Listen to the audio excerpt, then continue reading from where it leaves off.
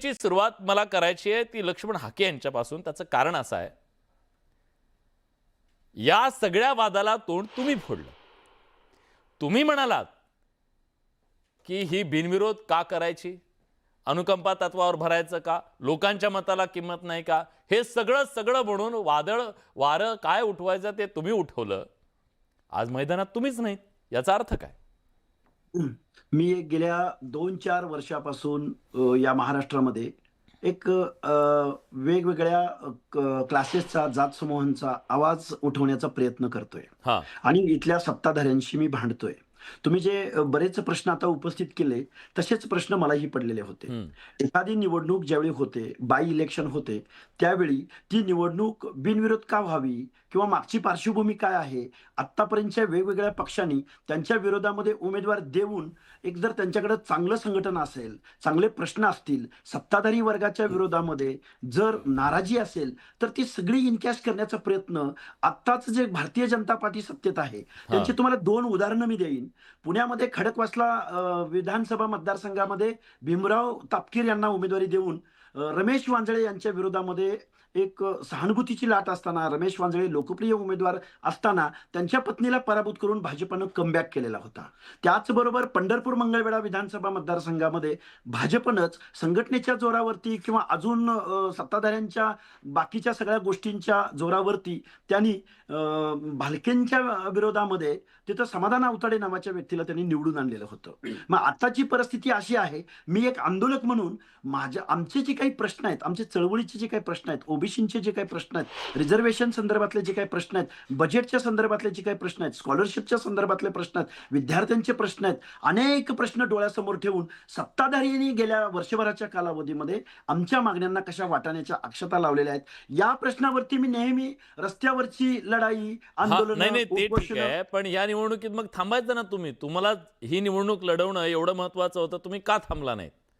नाही, हे बघा, निवडणुकीच्या निमित्तानं जे काही महाराष्ट्राचं अवधान आता 2 पोटनिवडणुकीच्या निमित्तानं जर त्या 2 मतदारसंघाकडे खेचलं जाणार असेल, तिथं आपल्याला प्रश्न मांडायला संधी मिळणार असेल, ही निवडणूक आहे कायद्याच्या सभागृहाची, की ज्या कायद्याच्या सभागृहामध्ये या महाराष्ट्राचं धोरण ठरतं. आणि मग ज्या कायद्याच्या सभागृहामध्ये महाराष्ट्राचं धोरण ठरतं, तर त्या निवडणुकीमध्ये आपण जनतेच्या दरबारामध्ये हा प्रश्न उपस्थित करू शकतो. ही एक माझी आंदोलक म्हणून भावना आहे आणि ते प्रश्न मांडण्यासाठी आपल्याला एक चांगला डायस उपलब्ध होईल, अशा पद्धतीने मी विचार केला आणि मी एक आंदोलक आहे आणि त्या मग तुम्ही दृष्टिकोनातून थांबलात या निवडणुकीमध्ये, थांबताय काय, भूमिका काय तुमची आता? मग मी थांबण्याचं कारण असं आहे, मी आज एक प्रेस घेतली, पत्रकार परिषद घेतली.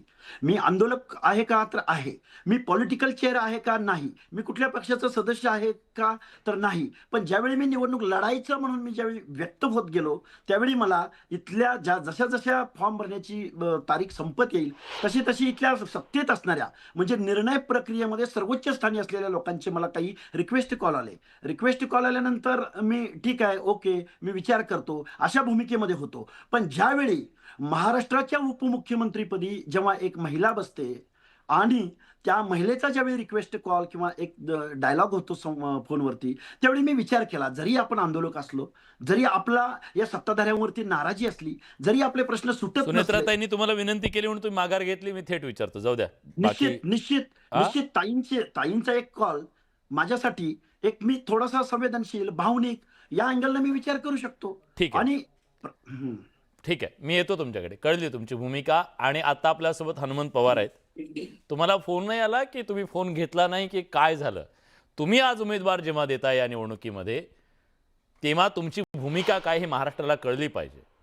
तुम्ही पहिल्यांदा सहानुभूतीच्या बाजूनं न उभं राहता थेट लोकशाही मार्गानं उभे राहताय. आम्ही निवडणुकीला सामोरं जाते म्हणताय.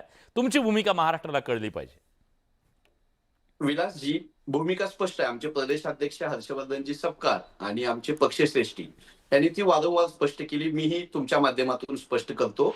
लोकशाहीमध्ये निवडणूक लढण्याचा अधिकार सगळ्यांना आहे. उमेदवारी आमच्याकडे बारामती मागण्यासाठी झुंबड उडालेली होती. उमेदवाऱ्या मागितलेल्या होत्या, इंटरव्ह्यू झाले होते, लढाईची तयारी दाखवली होती. लोकशाहीमध्ये निवडणुका लढण्याचा अधिकार अबाधित राहिला पाहिजे, पहिली भूमिका. दुसरी भूमिका, आज आमचे जे उमेदवार आहेत तिथले, ज्यांनी आज फॉर्म भरला, ज्यांना एबी फॉर्म आम्ही अधिकृतरित्या काँग्रेस पक्षानं दिला, ॲडव्होकेट आकाश मोरे, त्यांनी सांगितलं ना की अजितदादांच्या विमान अपघाताचा FIR दाखल करा. आम्ही संवेदनशील आहोत इतर कुठल्याही लोकांपेक्षा. बाकीच्यांनी असंवेदनशीलता दादांबद्दल दाखवली म्हणून आम्हीही दाखवावी असं नाहीये. FIR नोंदवा. VSR हा तर कंपनीच्या तुमचा पहिला मालकाला राजकीय डाव झाला. हा माझं तर complete द्या. सारीपाटावरचा हा पहिला डाव झाला. नाही आम्ही डाव प्रतिडाव असं बघत नाही. हा. जितेश अंतापूरकरांचं माफ करा रावसाहेब अंतापूरकरांचं देगलूर बिलोरीमध्ये निधन झालं. विद्यमान आमदार होते काँग्रेसचे. नंतर चंद्रकांत जाधव आमचे कोल्हापूर दक्षिण माफ करा कोल्हापूर उत्तर मधले आमदार होते. भारतीय जनता पक्षाने दिले होते ना उमेदवार. आम्ही नाही तिथं रडगात बसलो की आमचं संवेदनशीलता दाखवा आणि का देताय उमेदवार. आम्ही फोन सुद्धा करत बसलो नाही. लोकशाहीमध्ये त्यानंच निवडणुकीला उभं राहावं ज्याला मान्य आहे. पुढे कोणतं उभं राहणार आहे. ज्येष्ठ नेते पवार साहेबांनी आज सांगितलं ना प्रेस कॉन्फरन्समध्ये. त्यामुळे सुनेत्राताईंविषयी आम्हाला सहानुभूती आहे का? नक्की आहे. अजितदादांच्या निधनाची दुःख आहे का? नक्की दुःख आहे. म्हणून तर आम्ही अजितदादांच्या निधनाचा एक FIR नोंदवा आमचा उमेदवार मागे घेतो असं आज त्यांनी जाहीर केलं. त्यामुळे याच्याकडे सरकारनं कसं आता प्रतिसाद देत आहेत. सुनेत्राताईंची भूमिका काय, पवार कुटुंबाची भूमिका काय. आम्ही संवेदनशीलता सगळ्यांची जोखू ना. काँग्रेस पक्षाचं कोण निधन झालं की सगळे उमेदवार देणार. तिकडं पिंपरी चिंचवडमध्ये लक्ष्मण जगतापांचं निधन झालं होतं. राष्ट्रवादी काँग्रेसनं याच उमेदवार दिला होता ना. त्यामुळे संवेदनशीलता आणि माणूस गेल्यानंतर उमेदवार द्यायचा की नाही द्यायचा याच्यापेक्षा आमचा मुद्दा आहे की अजितदादांसारख्या इतक्या ज्येष्ठ मोठ्या नेत्यांचं निधन झालं.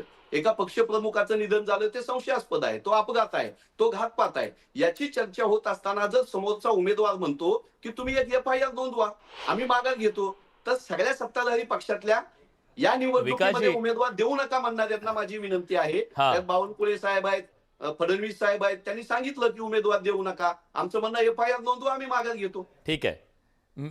खरं तर विकासजी हा त्यांनी मी पुन्हा तेच घेतोय सत्तेच्या सारीपाटावर आता ही निवडणुकीचा खेळ सुरू झालेला आहे. तिथं काटशह होणार ही निवडणूक आहे आणि लोकशाही मार्गाने आता त्यांनी जी मागणी केलेली आहे हा तुमच्यासाठी बाउन्सर आहे, यॉर्कर आहे की काय आहे? मग तुम्ही त्यांची ती मागणी मान्य करत अजून वेळ गेलेली नाहीये. साधं म्हणणं आहे तुमच्याच नेतृत्वाची ज्यांच्यासाठी निवडणूक लढवली जाते ज्याच्यासाठी तुम्ही भावनिक आवाहन करताय त्याच दादांच्या बद्दल FIR का दाखल करत नाहीत असं त्यांचं म्हणणं आहे. तुम्ही करणार आणि हे बिनविरोध होईल असं त्यांचं म्हणणं आहे.